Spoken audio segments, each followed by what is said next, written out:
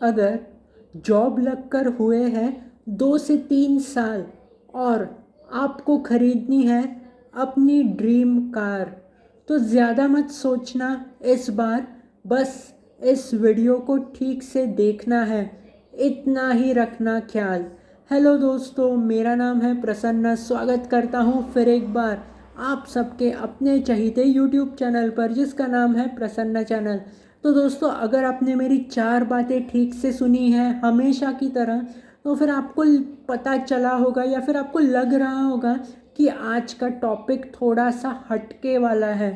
तो क्यों ना हो दोस्तों हटके वाला टॉपिक, क्योंकि मर्सिडीज़ बेंज, जी हाँ दोस्तों, दुनिया की सुप्रसिद्ध car making company Mercedes Benz ने लॉन्च किया है अपना एक नया मॉडल, जिसका नाम है मर्सिडीज़ बेंज EQA 250 प्लस। और स्क्रीन पर आप कुछ नज़र आ रहा होगा, कुछ कॉम्पिटिटर एनालिसिस किया था मैंने इसका, और ये जो इसके कॉम्पिटिटर्स हैं इसके साथ, तो आपको वो नज़र आ रहे होंगे स्पेसिफिकेशंस। तो वैसे वीडियो में हम आगे डिटेल में बात करने वाले हैं कि ये जो कार है इसे क्यों प्रेफर करना चाहिए यंगस्टर्स ने, या फिर और लोगों ने इसे क्यों मतलब अपनी ड्रीम कार, अगर सबका एक लेने का सपना होता है तो इस कार को क्यों प्रेफर करना चाहिए, इसके स्पेसिफिकेशंस क्या है, क्या क्या मतलब आपको अगर ये कार आप ख़रीदते हैं तो आपको प्रोवाइड किया जाएगा फैसिलिटीज़ जैसे। तो इसे हम डिटेल में डिस्कस करने वाले हैं आगे, फिर मैं आपको अपनी पर्सनल ओपिनियन भी बताऊंगा। तो दोस्तों, बिना वक्त गवाए बढ़ते हैं वीडियो की तरफ और मिलेंगे वीडियो के पार। और आप इस चैनल को लाइक, शेयर और सब्सक्राइब ज़रूर कर सकते हैं ताकि आपको वीडियोस की नोटिफिकेशंस मिलते रहें। तो बढ़ते हैं वीडियो की तरफ। मर्सिडीज़ बेंज EQA 250 प्लस ये सबसे किफ़ायती इलेक्ट्रिक व्हीकल यानी विद्युत वाहन है जो मर्सिडीज़ बेंज लेकर आया भारतीय मार्केट्स में 8 जुलाई 2024 को। इसकी शोरूम की कीमत है 66 लाख रुपए और बताया जा रहा है कि EQA और EQB के बाद मर्सिडीज़ के कई सारे मॉडल्स लॉन्च होने वाले हैं, यानी वो लेकर आने वाला है भारत के मार्केट में, जैसे कि मर्सिडीज़ बेंज मेबैच EQS SUV, फिर Mercedes Benz AMG CLE cabriolet, उसके बाद Mercedes Benz E class LWB और Mercedes Benz G class SUV। Mercedes Benz EQA 250 plus की WLTP रेंज है 560 किलोमीटर्स।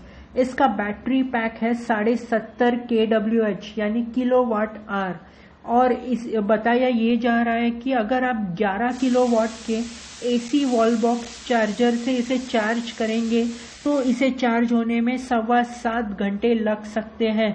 लेकिन अगर आप एक 100 किलोवाट का DC फास्ट चार्जर से चार्ज करेंगे तो इसकी 10 से 80% की चार्जिंग केवल 45 या 40 मिनट में हो सकती है। अगर इसके गतिवर्धन की बात करें यानी एक्सेलरेशन की, तो ये 0 से लेकर 100 किलोमीटर प्रति घंटा केवल 8.6 सेकेंड्स में जा सकती है। और इसकी अधिक रफ्तार यानी टॉप स्पीड है 160 किलोमीटर प्रति आवर। मर्सिडीज़ बेंज लेकर आया है MBUX सिस्टम, जिसे Mercedes Benz user experience system कहा जा रहा है, जिसके ज़रिए इंफोटेनमेंट या फिर एंटरटेनमेंट या फिर सीधे शब्दों में मनोरंजक के सिस्टम को AI की जोड़ देकर यानी AI के साथ यूज़र का एक्सपीरियंस यानी उपयोगकर्ता के अनुभव को बढ़ाया जाने वाला है। तो कार में टच स्क्रीन है, टच पैड है और टच कंट्रोल बटन्स हैं। तो टच स्क्रीन के ज़रिए आप फ़ोन के ऑप्शन पर जा सकते हैं। कोई अगर आपको मैप देखना है तो नेविगेशन के ज़रिए देख सकते हैं, रेडियो चला सकते हैं या फिर मीडिया के ऑप्शन पर जा सकते हैं।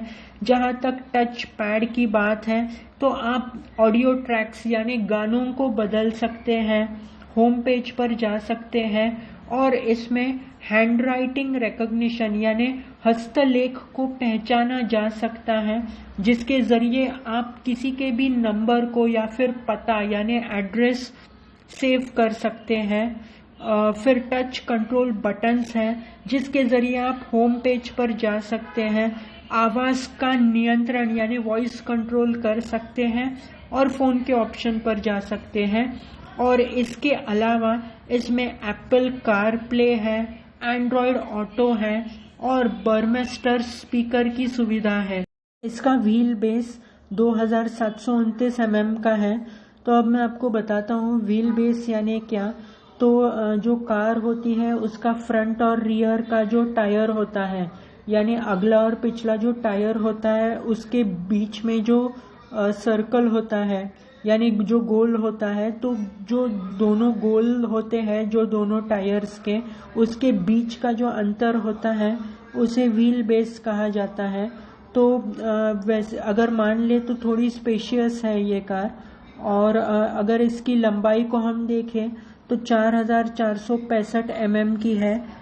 इसमें एम्बियंट लाइटिंग की सिस्टम है। एम्बियंट लाइटिंग यानी ऐसे लाइट्स जो मतलब कार में केबिन में वगैरह होते हैं या फिर आगे और पीछे। तो ये उपयोगकर्ता यानी यूज़र के एक्सपीरियंस को और अच्छा बनाते हैं, ड्राइविंग करने में और आसानी होती है यानी कंफर्टेबल होता है। तो इसके साथ इसमें कार में सीट मसाज फंक्शन है, कस्टमाइजेबल हेड्स अप डिस्प्ले है। तो जो ड्राइवर की जो विंडशील्ड होती है तो वहाँ पर ये कुछ जानकारी मिलती है ड्राइवर को, जैसे कि गाड़ी का स्पीड कितना है। फिर ड्राइवर असिस्टेंस का सिस्टम है, जिसमें ड्राइवर को मतलब अपनी डायरेक्शंस यानी दिशा चेक कर सकता है या फिर कहाँ वो जाना चाहता है। तो वो गूगल मैप के ज़रिए, एंड्रॉयड ऑटो के ज़रिए या फिर एप्पल कार प्ले के ज़रिए उसे मतलब अंदाज़ा हो जाता है कि कहाँ पर मतलब कौन से लोकेशन में उसे जाना है या फिर कैसे जाना है, और वो उस डिस्प्ले को एडजस्ट भी कर सकता है अपने तरीके से। इसमें कार2x कम्युनिकेशन सिस्टम है। अब ये मैं आपको समझाता हूँ। दोस्तों, कभी भी कोई भी अगर ड्राइवर यानी चालक गाड़ी को चला रहा है तो ऐसी कोई मुश्किल की घटनाएं हैं या फिर कोई मुश्किल आने वाली है, तो ये सिस्टम मर्सिडीज बेंज का जो क्लाउड है इसे बता देती है, जिससे जो भी ड्राइवर होता है या फिर चालक को एक मौका मिलता है अपने आप को संवार सके। तो ये जो चेतावनी का मैसेज है यानी वार्निंग का मैसेज, ये नेविगेशन मैप पर यानी मैप पर आ जाता है या फिर आवाज़ के ज़रिए, जिसे वॉइस आउटपुट कहा जाता है, उसके ज़रिए चालक को बताया जाता है। इसमें ड्राइवर असिस्टेंस सिस्टम यानी ड्राइवर को मदद करने वाले सिस्टम है, जैसे active brake assist, run flat tyre.